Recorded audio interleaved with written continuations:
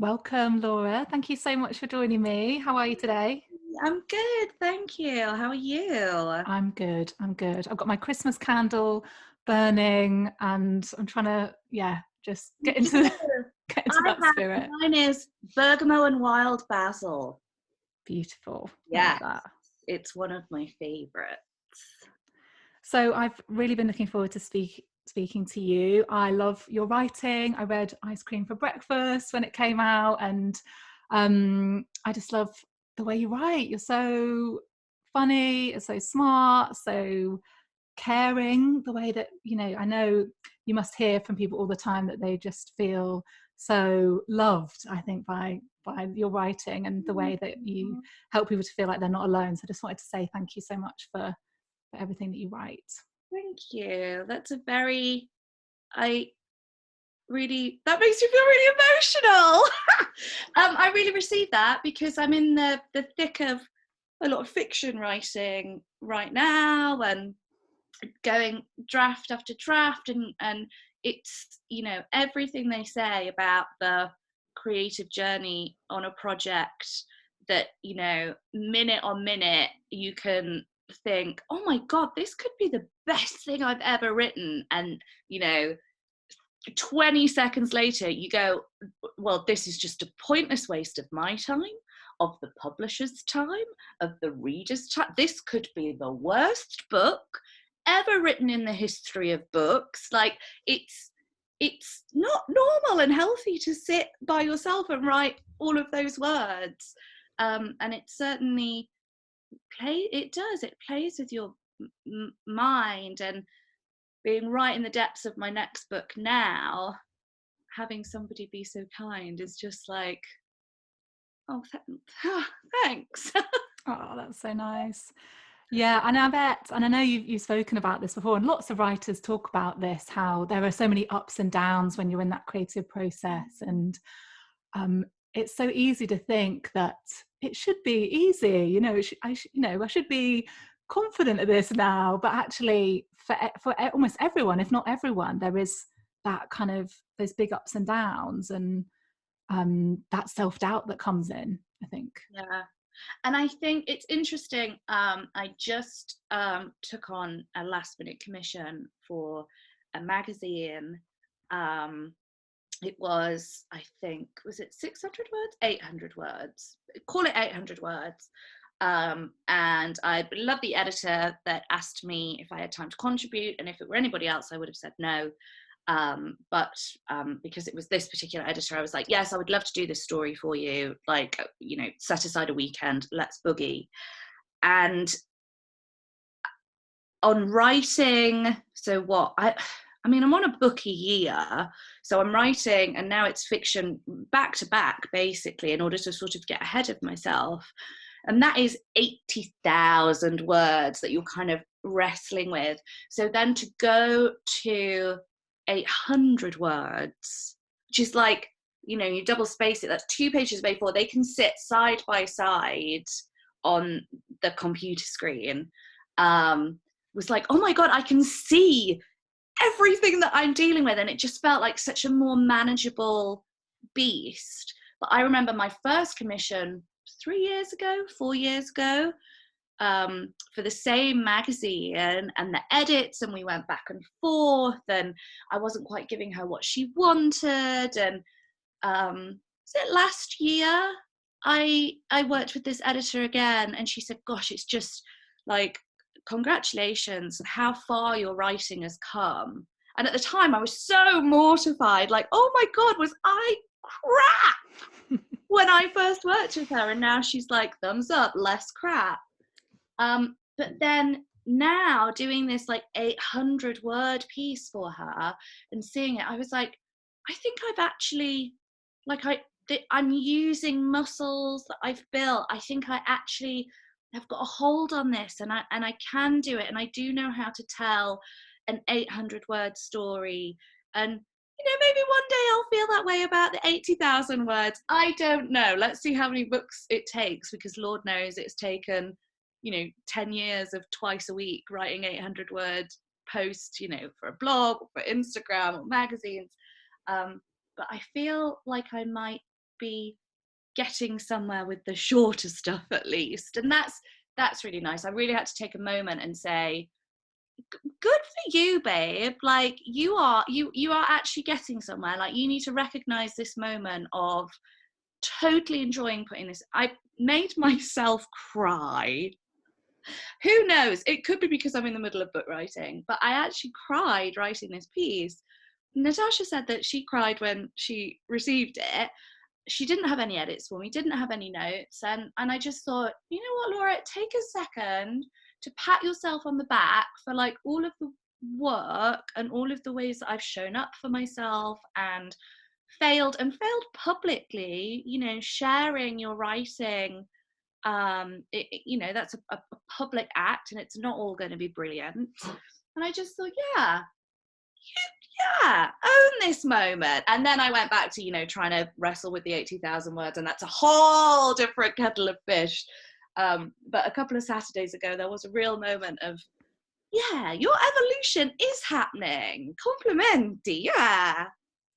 I love that. And I think it's so important to give ourselves credit and to look back and see, actually, you know what, I have come a long way, and to really give ourselves credit. So I hope people listening are considering doing this themselves and giving themselves a pat on the back as well. Yeah, I hope so too.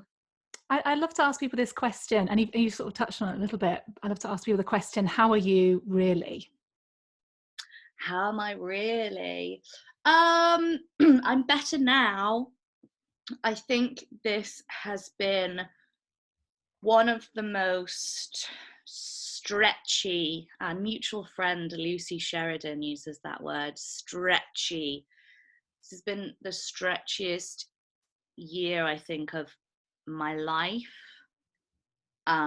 with totally incredible highs,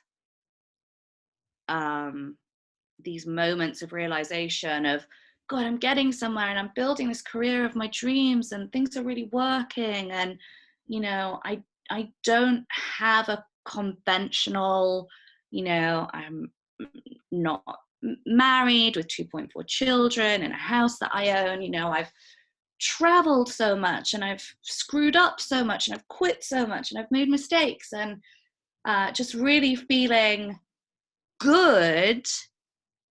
And then, of course, that isn't life. Life is not a binary state of right now is good, right now is bad.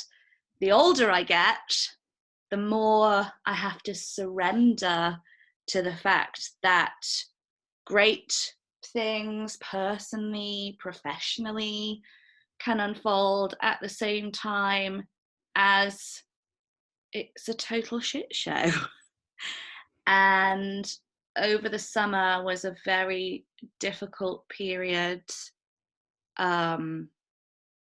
Family illness and some confusion, and behind, you know, as my first novel came out in the summer, Our Stop, that came out in August, and I can see in the photographs for that whole month that behind the scenes my whole world was burning, and I was not prepared to document that publicly, because I'm trying not to do that anymore, because I don't think it's a helpful thing.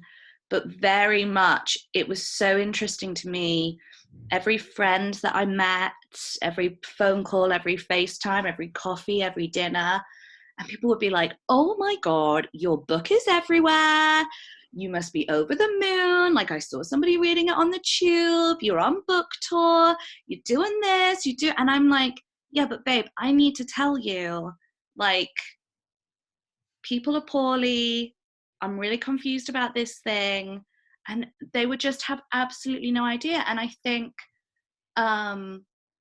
people potentially see what they want to see. I don't think your friends especially are like rooting for the sadness in your eyes, you know, how is she really? You know, they see you fulfilling a dream and they're just so stoked for you. And it was so interesting to me to be living in this juxtaposition of professional fulfillment and outward success, and then coming home and having to deal with just life. And the more openly I talk about this over the coffee dates, over the dinners, over the voice notes, over the FaceTimes, whatever, the more I understand that's just being human. That's just being, I think, 30 something as well. Somebody asked me recently in a podcast what advice I would give to my younger self. And I was like, I would tell her, drink more, shag more, like stay out there on the Riviera being irresponsible more, because I had no idea of the complexities of true adulthood, which was a huge privilege in so many ways. But now I'm here and just like, wow. And I'm coming out the other side of it now. There's a lot of resolution happening. But that's why they call them growing pains, isn't it? Because they can hurt. And it has been a painful summer. I think that's, such a good reminder, just that Is that what people you meant can. when you said, how are you really? Absolutely, yeah. Monologue about, you know what, it's been a bit shit, babe, on it. Absolutely. No, absolutely. And I recently started hosting like a women's circle with like a group of friends. And one of the things that we ask, everyone answers this question, how are you really? And it comes from a book called The Millionth Circle by Jean Shinoda Bolen, who wrote a book about women's circles.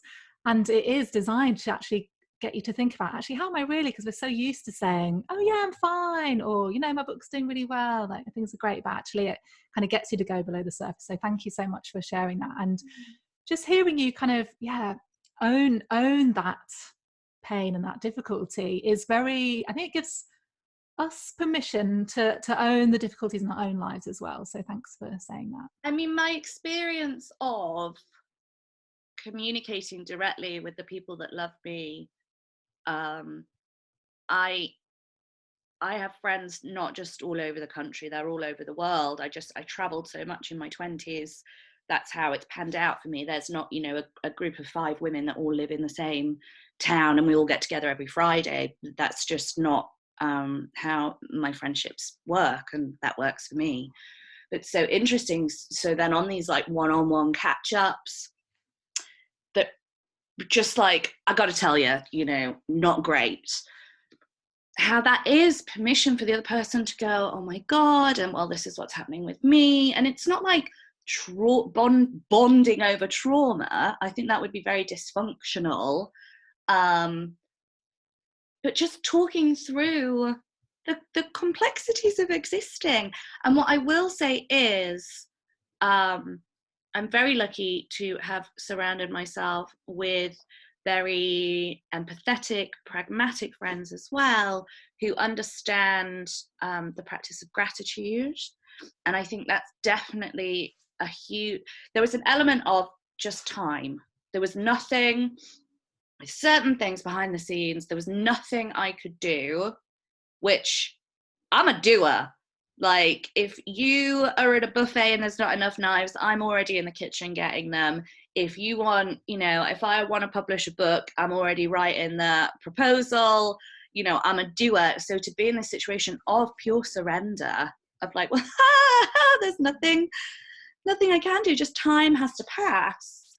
And in that time, coming to grips with like the gratitudes in my life is, gratitude can be very much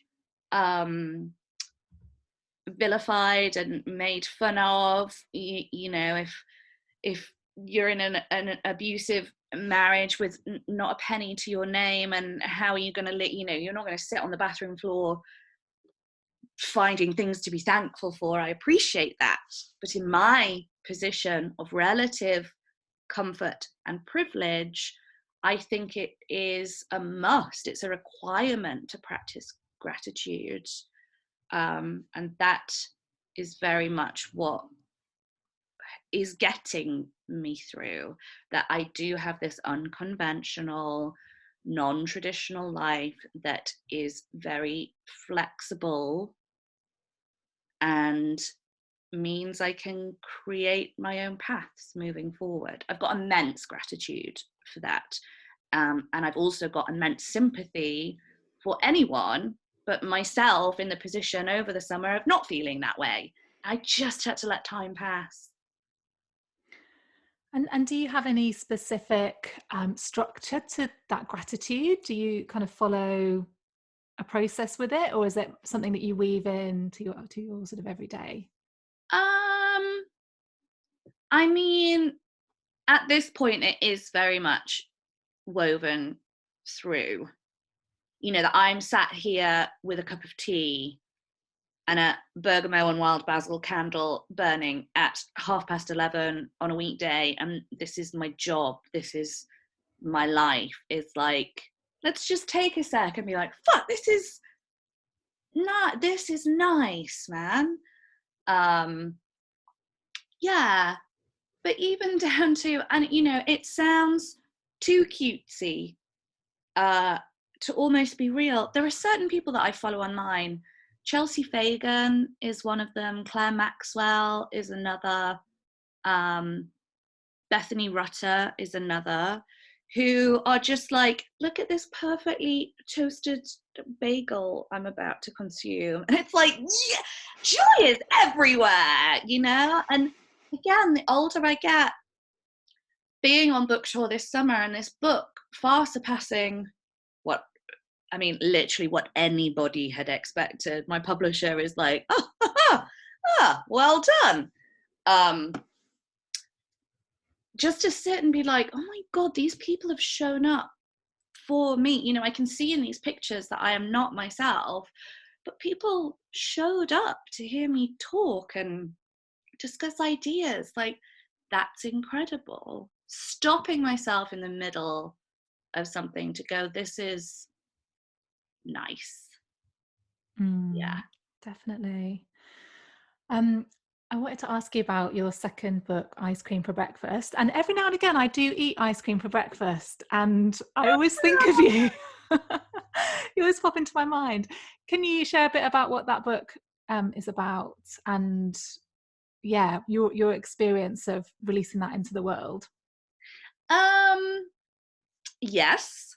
After my first book came out, Becoming, I got what has since been labelled millennial burnout. I'm going to cough now, pardon me. What has since been labelled millennial burnout. I actually sought out medication and therapy. It wasn't depression so much as just like anxiety. I found it incredibly anxious creating my first book, releasing my first book into the world, and then knowing what to do next. And so I became a part-time children's nanny. I needed to pay the bills. You know, if you can remove that, okay, my rent and food is paid for worry, you know, that creates a little bit of breathing room again, in the position of privilege that I am in, that's all it takes for me to, you know, tick some boxes is, right, £12 an hour, 30 hours a week, the rent is paid for. Excellent. And yeah, so I started nannying these children, and I think I had a huge amount of embarrassment that, well, I was a published author, so wasn't I supposed to be like swanning about at authorial events and rubbing shoulders at award, you know, book awards, and you know, anybody who has been published, I don't know if you feel this way, but I think a lot of us, you know, 5 books a year from debuts explode. The rest are you know, we are mid-list authors. We do our best. It's mid-list authors are where publishers make their money. But I just had no idea. I thought I was going to be the next Lena Dunham, and then I was not. But also I didn't want to be, because I suddenly felt so exposed and didn't want everybody looking at me. It was very yin and yang, bizarre feeling and situation. I want the validation, but I don't want you to look at me long enough to decide if you're going to validate me, is where I was at. And I just felt so uncomfortable in my skin, like literally, but also on like a spiritual level. I was just totally empty. So nannied these kids, and with my embarrassment, I had taken my social media community on the journey of, you know, telling my stories on a blog, to starting to get paid for my writing, to finding an agent, to the book coming out. And I had an incredible amount of embarrassment around also needing to pay my rent with something else. And I thought, well, I can either hide it or own it. So I did make it clear, you know, I am nannying these girls. And I didn't betray any kind of confidentiality. They didn't feature on my grid or anything. You know, there were no faces, there were no identifying details, anything like that. But just, you know, I remember the very first day of nannying these kids, and she was 6 at the time, the youngest, slipping her hand into mine and saying, will we go and play on the swings, Laura? And you just go, nothing else. Oh my God, nothing else in this moment matters more than playing on these swings. And that was such a release. I had been so in my own head, and it was such a release to me. And my nonfiction publisher, who had done Becoming, so Becoming came out in the June, so June, July, August, September, 4.5 months after Becoming came out, and I swore off writing for a bit, and I was this part-time nanny, the publisher reached out and said, we think there's something in this experience, what do you think? And I'm like, oh my God, you're inviting me to write my second book? And like, I never could have anticipated that taking a step back and nannying then would have like formally formed part of my life as a writer. I thought I was stepping back. I have since learned that actually it is the living. What is this quote? On my wall, I have a quote that says, the art of mastering life is the prerequisite for all further forms of expression. And I think I had put writing ahead of everything else. And then the moment that I put living, satiating my spirit, again, very privileged position to be able to sit gazing at my navel saying, I think my spirit reserves are a little low. What can I do? You know, I appreciate that, but that is my truth. That is my journey. As soon as I started to live, and then for them to come to me and say, what do you think? Can you put together a quick proposal of how you think that would look if we looked at like what children have taught you and maybe what that can teach all of us.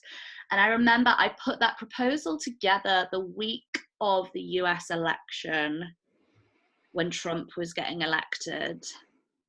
And it felt like the hardest thing in the world. I remember like on the Monday, you know, dropping the kids off at school, sitting in a cafe. And then did I wake up on the Thursday or the Friday and Trump had been elected? And it was like, oh my God, thank God my spirit feels a little bit stronger, because this also feels like the end of the world. I told myself I was going to tell you the short version of this story, but I did not. Spoiler alert. I'm loving it. I'm loving it. So yeah, then I basically said, well, what if it's, you know, 40 little lessons that I've learned? That way I can explore all the different facets without kind of giving away any personality of the kids or betraying any trust or, you know, position of responsibility boundaries. And they bought it, and it came out in April. So I call them my Irish twins. There were 9 months between these two books, which for a woman who was medicated and in therapy and gaining weight from finding her only joy in cupcakes, is not bad going.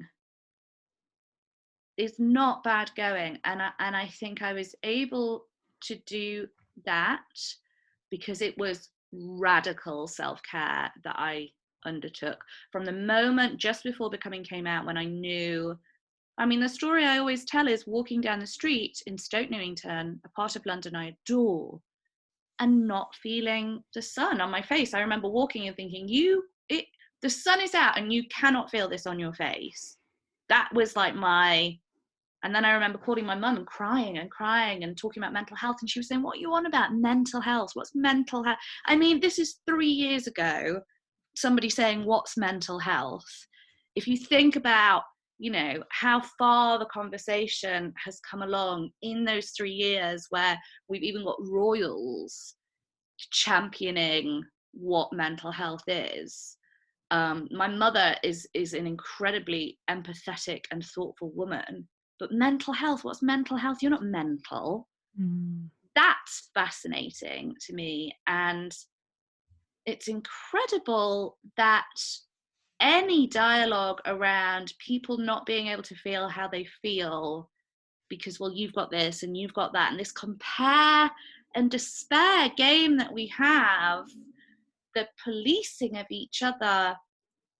I will never not use my voice to talk about how it can be difficult day on day. I don't know what it's like to be a rice farmer in a third world country living on pennies a day. I can't speak to that experience. That doesn't then mean I can't speak to my own experience, whilst having empathy, whilst having awareness. But yeah, ice cream for breakfast, I credit it. Those girls brought me back to life. They did. I think it's an important point that a lot of people tell me that they feel kind of guilt or shame about feeling depressed or anxious, despite the privilege that they might have. And actually that reminder that it's all relative, you feel how you feel, so don't add an extra layer of bad feeling on top of that by making yourself wrong for feeling how you feel. And I feel like I'm sorry to interrupt. I can't be that sorry to interrupt, otherwise I wouldn't do it, would I? I think the most powerful thing that we can say to one another is, that sounds really shit, I'm really sorry. Because half the time that's all we want. I've long said, we just want to be seen, we just want to be heard. And you don't need the answers, you don't need to wait a judgment. If somebody tells you this feels hard, sometimes all they need to hear is, I hear you and I see you, and that makes it less hard. That's it. That can be the magic answer.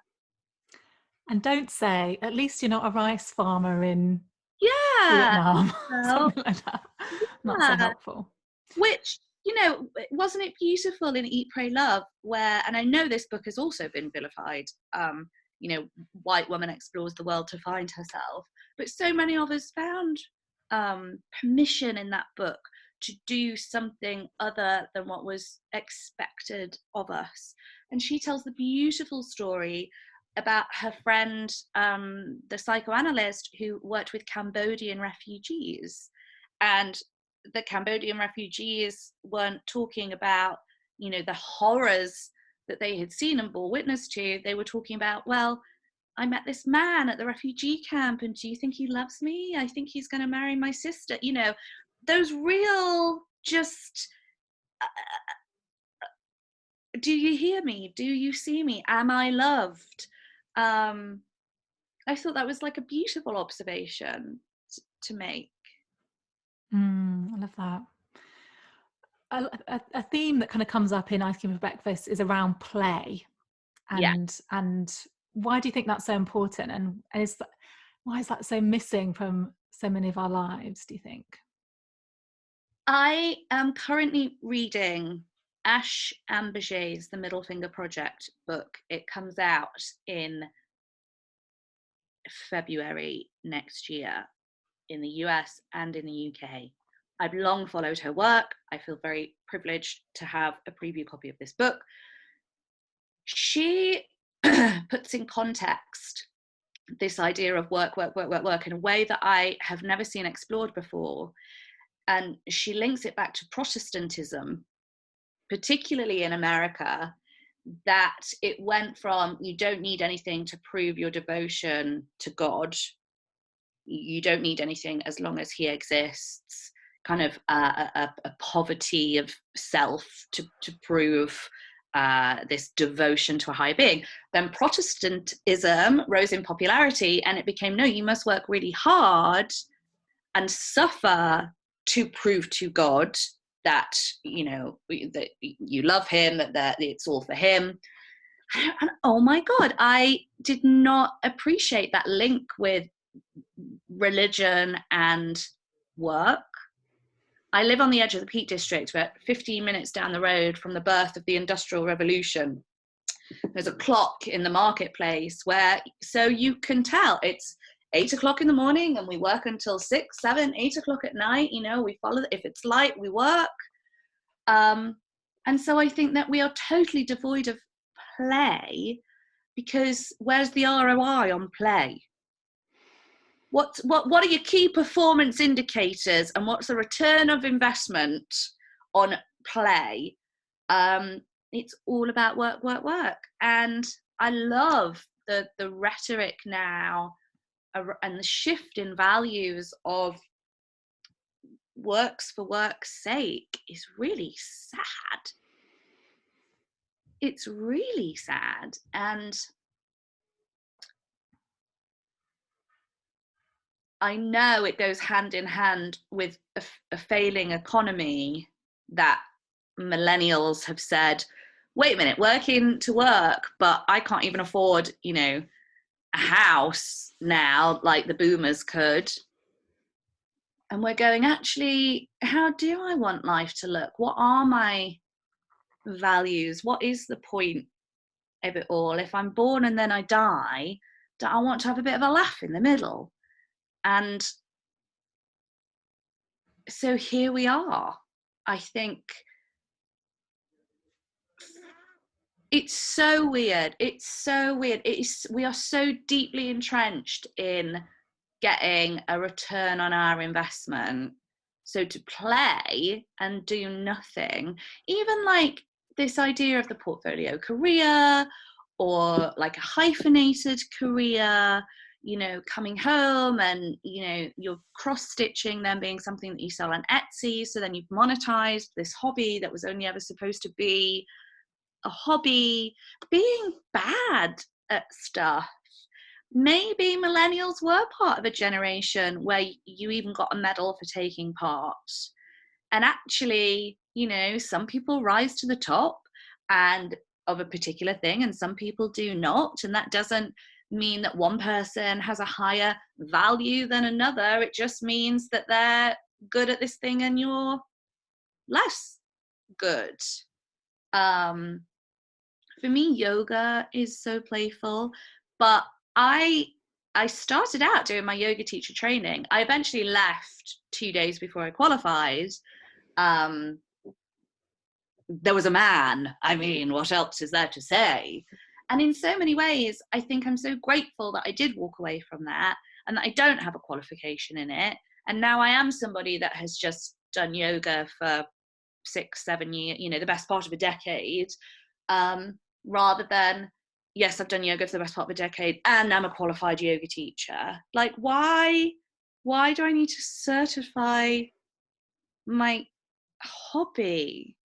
What is it in me? Is it a validation thing? Why do I want the validation? Just want to be able to do something for the sake of doing it. I did do watercolor for a hot second. I went to an event that my friend ran, Elizabeth Scarlett Designs. So she was talking us through her design process and then invited us to do some watercoloring. And then we came home with the paints and the pad. And, you know, you can't be on your phone when you're watercoloring. And for a long time, I didn't even have a big proper TV. And so just being there with my brush strokes, I'm fucking terrible. I am a bad, like, I am a bad artist, but it was fun.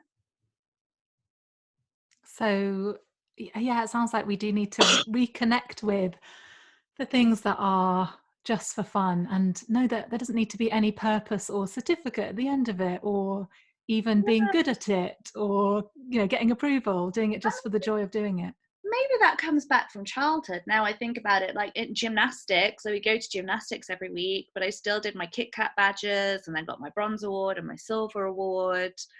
And you know why we do that? We do that so that you collect the certificates and you get better and better. And so then on your university applications, you can say, I'm a well-rounded individual.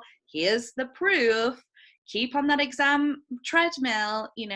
I have long lamented at 14 getting kids to pick 10 subjects. At 16 they drop that down to 4 subjects. At 18 they pick 1 subject to go to university, and then when you spent all that money, what is it now, 50 grand, so you better get into the world of work. It's a way of, it's politicized control of the masses.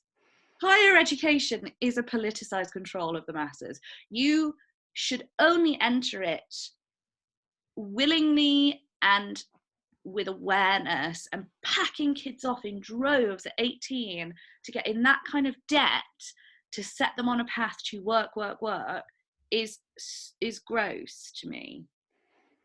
Such a good point. And I've seen some kind of internet meme going around about, I think it was like five signs that you've internalized capitalism, and one of them is thinking that you have to be productive all the time and rest isn't productive. And Yeah. I think maybe that links back to things that you were saying. And you know who's good for that is Nap Ministry on Instagram. Okay, yes, I've heard of them. Big fan of Nap Ministry, who are very much like, if you need a nap, take a nap, because the world will keep turning. Like, but I do it. I judge other people for being lazy, because I can sit here and kind of theorize over all the reasons why, but I still have to catch myself and rewire deliberately that thought. Like, I'm a victim of it too.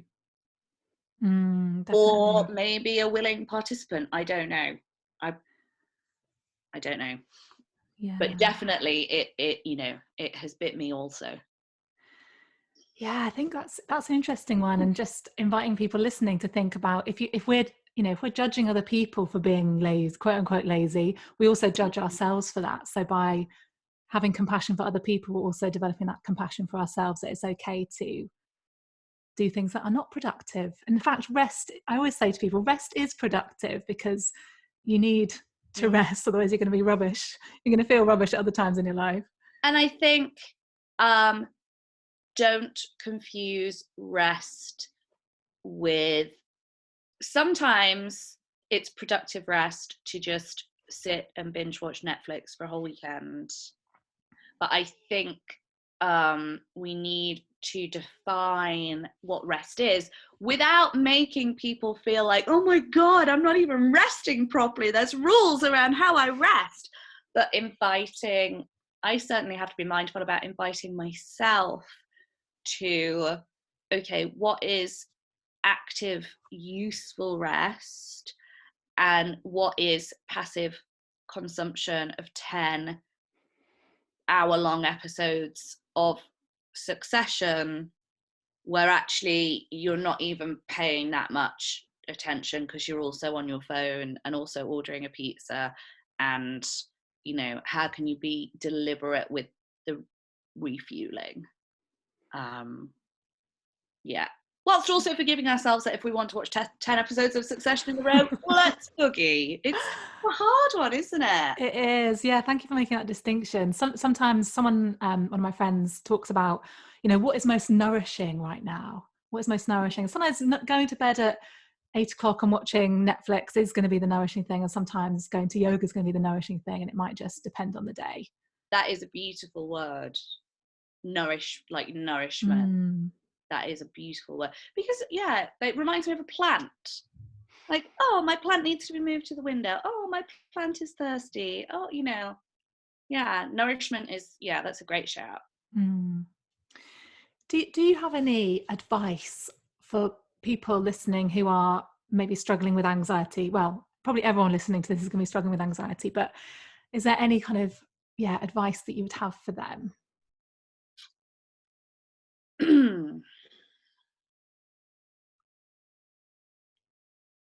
I think it would be trust yourself, and trust in how you feel. And I think, I can't speak for others, but certainly in my own experience, I've often known on a more cellular level what the appropriate thing to do or not do is, and then get bogged down with letting my brain trick me of what I should do and what other people are saying about me, and how everybody else has got it figured out and I have not. Anxiety can be so hard because so much of it relies on betrayal, of your brain betraying you with what the actual truth of your reality is. And so coming back to yourself with forgiveness and trust, for me, is an antidote to the kind of anxiety that historically I have had and continue to get. I appreciate it's not that straightforward for so many people. Pardon me, I'm going to cough now. I appreciate it's not that straightforward for many people, and the betrayal of your brain makes you think that you don't deserve self-kindness or trust. That's the catch-22, isn't it? I do believe in talking therapy. I had talking therapy through a charity who did it means tested. So the fact that I was a part-time children's nanny meant that I paid less than, you know, other people that I've known that have paid £100 an hour. I know waiting lists on the NHS are despicably long. I know there's the advent of the online therapist now. But yeah, talk therapy is a huge thing for me. Just the acknowledgement that your brain is betraying you, tricking you. What is your top line advice? If I came to you and was like, I just feel paralyzed with my next step, what would you say to me? I have found for people that it's very often a combination of a lot of little things that makes a difference. So it might be, you know, for lots of people, they don't tell people how they're feeling. So that would be a really good start. Or it might be looking at self-care and really making that more of a priority. It might be finding some kind of meditation that works for them. But I think that's such an important point that you've just made there about that thing of trust. And I think, and I really resonate with that and recognize how I kind of put myself down because I felt like I couldn't trust my brain. And I used that to shame myself into thinking I'm not good. And I think just that distinction of actually recognizing that, but actually having compassion for yourself at the same time, and knowing that actually that isn't the real part of you. The anxious thoughts, the you know, distorted thoughts is not actually the real us. That actually there's a deeper part of us that we can trust, and kind of coming back to that. So thank you for putting that into words of something that I've actually thought about a lot, but you've articulated it in a really nice way. Thank you. So thank you. Can you share, moving on from that topic, I just wanted to ask you to share a little bit about your latest book, which I have just started, and I'm saving it for a trip that I'm taking in a couple of weeks. I think it's going to be amazing to read then. Can you share a little bit about that? Yeah, are you talking about our stuff? Yes. Yeah. I only make the distinction because I did a short audio project as Yes. well. So it's similar to Ice Cream for Breakfast, called The Life Diet, which is kind of like my manifesto for curating space in your life. Pardon me, I'm going to cough again. I'm just getting over a bit of a cold. No worries, no worries. Go for it. I say a bit of a cold. I've been sick on and off for 2 months, but I think this is the last of it. Something to be grateful for. Yes, so Our Stop is my first novel, my third book, but my first novel. I'm actually trained in creative writing, so I'm trained in fiction. And so very exciting to have my first novel out there. It is about Nadia Fielding and Daniel Weissman. They meet through the missed connections section of a London newspaper. Nadia spots an advert that basically sounds like her, and ultimately there's a note back to Daniel, and then it's game on. They're writing to each other, but the course of true love never did run smooth. So will they, won't they finally get to meet? I'm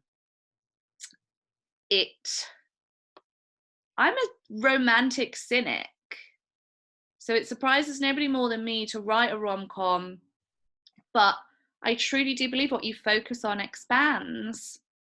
And I am so proud that instead of sort of a pithy takedown of, you know, cynical millennial culture, that I was able to just step into optimism and love, and it made me feel optimistic, and I hope that is what readers get from it as well. I have had some very kind notes and emails, and people, I think somebody on Twitter just the other day said that he had sent a missed connection off, inspired by Our Stop. Like, why not take Amazing. Yeah, and that's just so beautiful to me. So yeah, I'm proud of it, and proud to put something hopeful out there. It also has a bite, you know. It covers there are elements of covering consent and drug culture and abusive past relationships. There are some LGBT themes in there, but it is also this like classic boy meets girl story. It's just boy can't get over the grief of losing his father, and girl is very cynical about how good men can truly be. Amazing. Yeah, so I hope people will check that out. And I was reading the reviews, and you've got so many amazing reviews of people saying they started reading it and couldn't stop and just had to finish it kind of late into the night. So it's a lovely thing. Yeah, that is such an amazing feeling. I remember with Becoming, somebody telling me they'd read it in 24 hours. I think it was a review. I don't read my reviews anymore. I don't know what people are saying about Our Stop unless they like directly tag me in something, or sometimes my publisher forwards like, have you seen this, have you seen that? I don't read my own reviews. It's just, why would I? You don't hang a painting in an art gallery and then leave room for people to write underneath what they make of it. You know, the painting is the fucking painting. Like it, love it, let's move on. That's how I feel. I've turned comments off on my Instagram. I'm just not interested in feedback unless you want to come directly to me in my inbox and like have a discussion. That's great, but holding out for like, what do people think, and that's just not for me. And I've got like more books to write. It would just paralyze me with fear, I think. Also that thing of like, I want to be validated but I don't want to be seen, like I just want to remove myself from the conversation. Anyway, all of this to say, somebody said they had read Becoming in 24 hours, and I was like, that book took like 5 years of my life, and you read into 24 hours. Like, oh my God, how disrespectful. Now I understand that it's my job as the author to work really hard so that the reader doesn't have to, that they can just power on through what happens next, what happens next, what happens next. I did not understand that even just a couple of years ago. But I am truly honoured if people have about it. I've been photographed on a lot of holidays with people. That's always an honour, to be read on a sun lounger, or for people that haven't, gotten away. I've been read on a rainy day like today when their kids have been home from school. Yeah, it's a privilege. It is. That's so lovely. Yeah. Oh, thank you so much for speaking to me. I love everything that you're about, and yeah, thank you for sharing so honestly and with so much love. Thank you. And where can people find out a bit more about you if they want to check you out? Can I just say, I feel like I've been really ineloquent about our stop. I'm so far into the next book that our distant memory to me. I'm like, what did I write in that book that came out 3 months ago? How embarrassing. If people wanted to find out more, I am on social media as Laura Jane Author. My website with my biog and bits about my books is laurajaneauthor.com. And I'm also on this podcast. Brilliant. And I'll put all those links in the show notes for everyone as well, so you can click on those. Thank you so much. Thank you.